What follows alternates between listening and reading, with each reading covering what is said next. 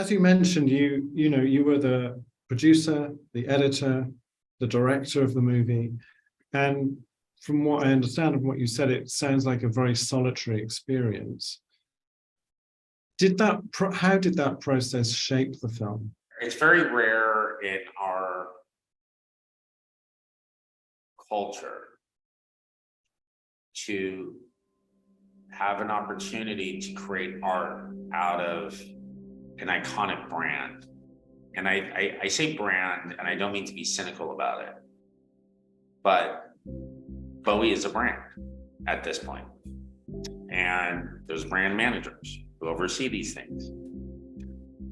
And so, most of the time you're getting a kind of filtered experience.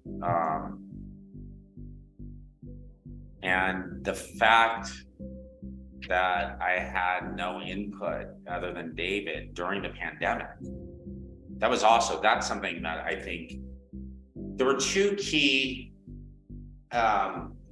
events that really impacted the direction of the film.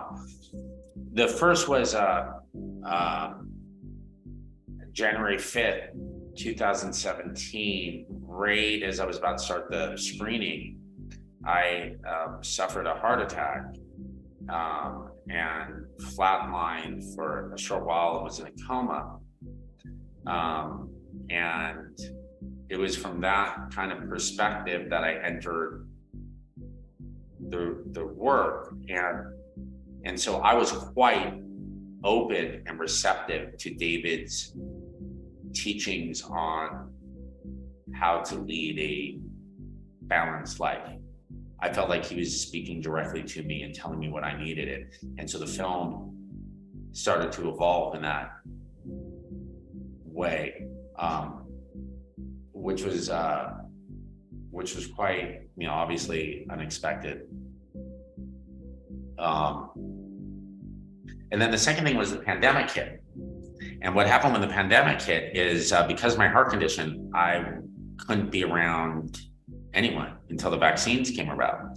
So we went from an office with 20 interns and several assistant editors to a completely empty office. I remember very clearly the day before everything shut down, my assistant going out to a supermarket and getting 60 days worth of frozen dinners.